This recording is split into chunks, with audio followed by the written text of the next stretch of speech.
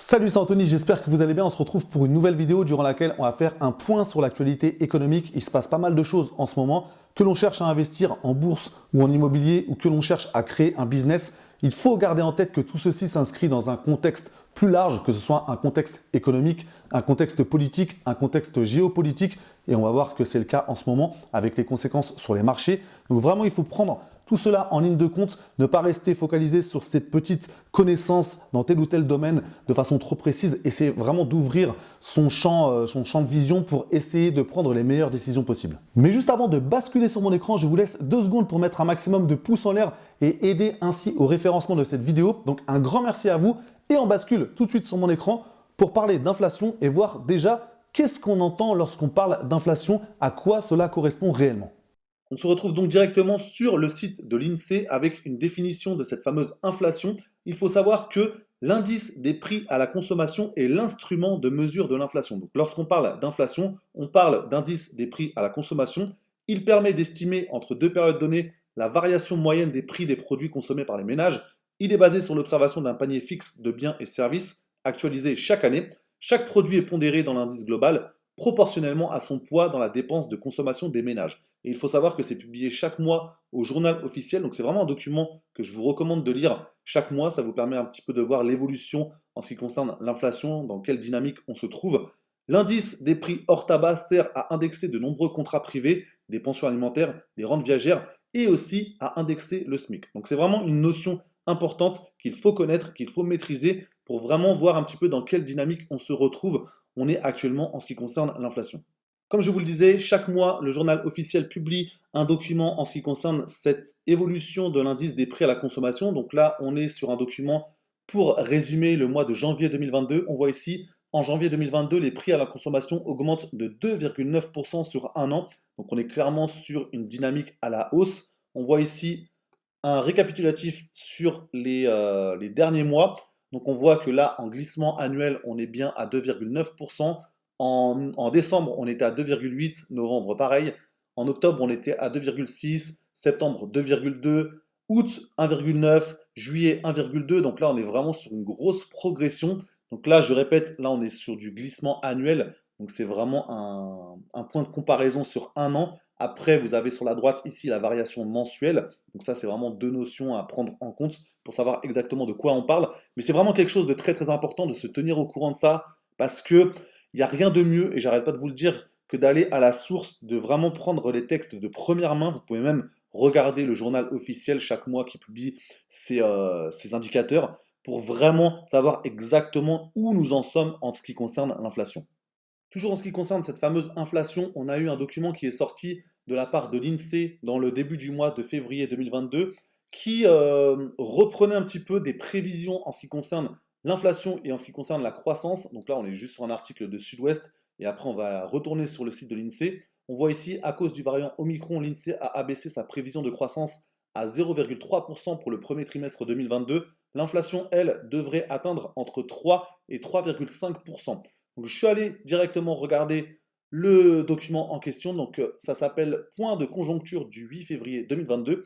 Et on voit ici, sous l'hypothèse d'un cours du Brent à 90 dollars le baril jusqu'à notre horizon de prévision, donc juin 2022, l'inflation pourrait se situer au cours des prochains mois entre 3 et 3,5% en glissement annuel, même si les mesures de bouclier tarifaire contiendraient significativement sa progression. Donc là, on serait même sur des chiffres encore plus impressionnants que ça si on n'avait pas ces boucliers tarifaires. Après, on ne va pas trop épiloguer sur ce sujet-là, on en a déjà parlé, mais là, on est vraiment sur une dynamique à la hausse. C'est, comme je vous l'ai dit, des taxes de première main ici sur le site de l'INSEE.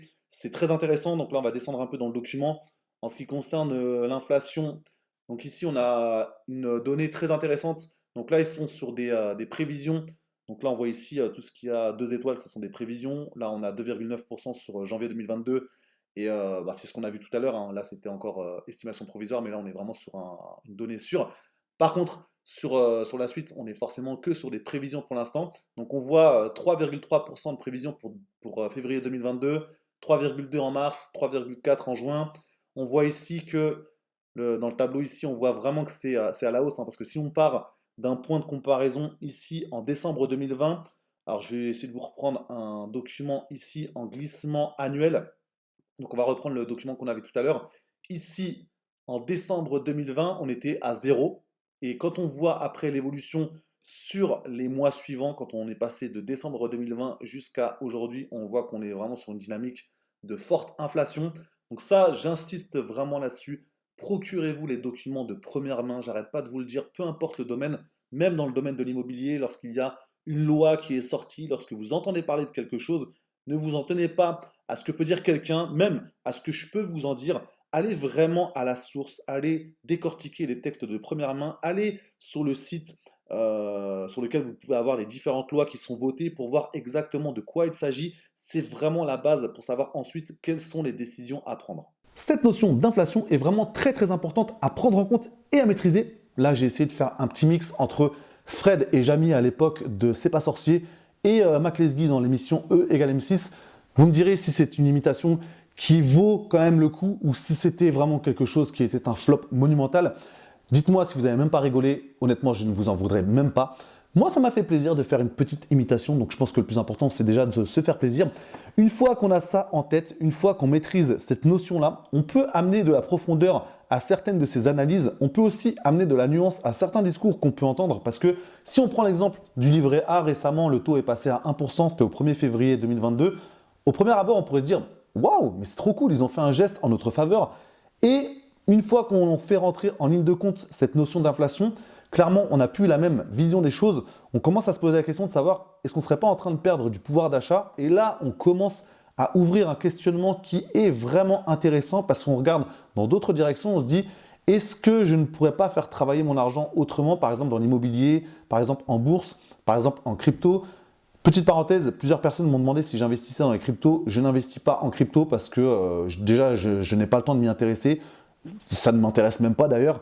Ça ne veut pas dire qu'on ne peut pas gagner d'argent, mais j'ai déjà tellement de choses à faire dans d'autres domaines. Je n'ai pas envie de m'éparpiller parce que je sais que c'est une tendance naturelle que je peux avoir à vouloir faire tellement de choses que finalement, on fait trop de choses et on fait mal toutes les choses qu'on fait. Donc, je préfère vraiment recentrer mon attention. Je sais qu'il y a des personnes qui sont peut-être expertes dans ce domaine-là, donc pas de souci, si c'est quelque chose qui vous intéresse, vous allez trouver des vidéos sur Internet. Petite aussi parenthèse par rapport à ça, c'est parfois étonnant de se dire qu'il y a des personnes qui se prétendaient experts dans un domaine, par exemple l'immobilier, et 6 mois après se prétendent experts dans le domaine des cryptos. Là, on peut se poser aussi des questions par rapport à ça. Parenthèse refermée, mais vraiment j'insiste sur cette notion d'inflation. Une fois qu'on la maîtrise, ça permet vraiment d'amener de la profondeur et de la nuance à tout ce qu'on peut entendre. Concernant ces différentes notions économiques qu'il faut absolument maîtriser, il faut justement savoir que j'ai passé un bac économique et social. J'ai eu le bac en 2002, donc le bac ES. Peut-être que vous avez eu le même bac que moi. Et avec le recul, je me dis que j'aurais quand même pu écouter davantage en cours à ce moment-là parce que j'étais clairement pas le plus sérieux du monde, encore plus dans les cours d'économie. J'avais tendance à pas écouter grand-chose. C'était même catastrophique au niveau des résultats. Alors que j'aurais pu apprendre énormément de choses intéressantes qui auraient pu me servir tout au long de ma vie. Donc ça, c'est un petit regret que j'ai. Après, on peut se poser la question de savoir si on nous intéresse à tous les cours auxquels on peut assister. Donc ça, c'est un autre débat. Je pense qu'il y a des choses qui peuvent être améliorées. Mais vraiment, j'avais ma grosse part de responsabilité à ce moment-là. Après, il faut garder en tête que l'apprentissage ne s'arrête pas au moment de la fin des études. C'est simplement un tournant. Ensuite, on va apprendre autrement. C'est une démarche qui sera volontaire. Ça, c'est aussi quelque chose qu'on doit garder en tête parce que trop souvent, on a tendance à arrêter même de lire des livres dès qu'on sort des études. Alors que on est simplement au début de sa vie, donc il y a encore énormément de choses à apprendre. Moi, je garde toujours en tête que je veux en savoir plus aujourd'hui que le mois dernier et moins aujourd'hui que le mois prochain. Donc ça, c'est vraiment ce qu'on pourrait appeler une démarche d'apprentissage perpétuel. La différence entre l'éducation obligatoire et l'éducation volontaire, l'éducation personnelle, ça, c'est Robert Kiyosaki qui en parle très bien et il explique aussi tout ce que ça permet d'avoir en termes de résultats financiers. Quand on cherche à investir, que ce soit en bourse ou en immobilier ou même dans d'autres domaines d'investissement, il y a forcément un travail de fond à effectuer. Il y a parfois même des choix à faire dans son style de vie parce que peut-être qu'on a tendance à un peu trop se divertir au quotidien et on ne prend pas assez le temps de s'informer, de lire, de décortiquer des vidéos instructives.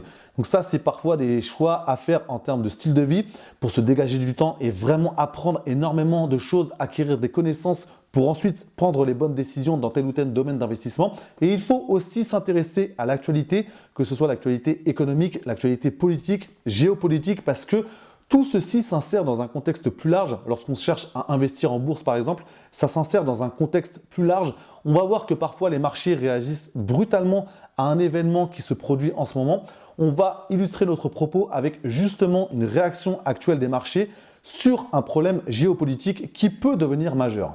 Petit rappel, nous sommes le lundi 14 février au moment où je tourne cette vidéo et on voit ici un CAC qui était en forte baisse à l'ouverture. Donc je vais vous faire un point sur les 5 derniers jours. On voit ici qu'il a décroché à l'ouverture. Il était à 7008 le vendredi 11 février à la clôture et le lundi à l'ouverture 6780.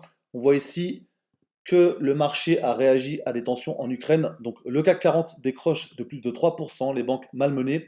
Début de séance chaotique pour les marchés actions. Le CAC 40 cède plus de 3% après 50 minutes de cotation. Les valeurs bancaires sont particulièrement malmenées.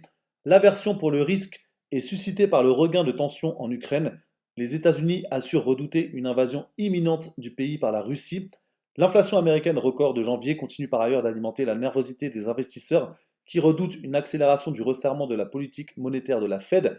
On voit ici en fin de journée que ça commence à remonter un petit peu, notamment suite à des déclarations du chef de la diplomatie russe. Donc on voit ici le chef de la diplomatie russe, Sergueï Lavrov, est venu faire retomber la tension en affirmant que la voie diplomatique est privilégiée et qu'il y a toujours une chance d'aboutir à un accord. Mais on voit bien que les marchés sont vraiment liés à ce qui se passe. Ça permet aussi de voir les mécanismes sous-jacents. Plus on va comprendre ce qui ressort en fait de certaines évolutions du marché, mieux on va être armé pour prendre les meilleures décisions possibles. Bien évidemment, on n'est jamais assuré de prendre la bonne décision, mais on se met un maximum de garde-fous. Ça permet aussi de voir que même si ce matin on était sur une sorte de panique, ça commence à s'apaiser en fin de journée. Après, on verra comment ça évolue sur les prochains jours. Mais vraiment, plus vous faites cet exercice de regarder en détail pourquoi on a telle ou telle évolution du marché, mieux vous allez être armé pour prendre les décisions les plus efficaces possibles. Pour terminer, dites-moi comment vous fonctionnez par rapport à l'actualité. Est-ce que vous avez tendance à la suivre en sélectionnant exactement les informations qui vous semblent pertinentes, en sachant exactement où les trouver? Est-ce que c'est quelque chose qui vous tient à cœur pour prendre ensuite les bonnes décisions? Ou est-ce que vous avez plutôt tendance à prendre du recul, à ne pas passer assez de temps à regarder les actualités parce que peut-être que ça vous gonfle? Ça peut aussi se comprendre, hein. Mais quand on est vraiment dans un domaine d'investissement, je pense que c'est indispensable de regarder un petit peu comment ça se passe, même dans le domaine de l'immobilier, de voir un petit peu comment les lois évoluent, quels sont les discours qu'on entend en ce moment, vers quoi ils veulent nous emmener, parce que c'est toujours important d'avoir au moins un, voire deux coups d'avance, même si on ne sait jamais de quoi demain sera fait, mais on peut se fixer un maximum de garde-fous. J'insiste là-dessus, c'est ce qui nous permet de prendre les décisions les plus judicieuses possibles, parce qu'il s'agit quand même de notre argent lorsqu'on investit en bourse ou en immobilier. Le but du jeu est de ne jamais le perdre. C'est vraiment la règle numéro 1 de Warren Buffett. Et la règle numéro 2, c'est de ne jamais oublier la première règle. Donc on voit à quel point c'est important de ne jamais accepter de perdre de l'argent. Donc pour ça, ça demande un vrai travail de fond. Donc dites-moi comment vous fonctionnez par rapport à ça. Pensez à mettre un maximum de pouces en l'air si cette vidéo vous a plu.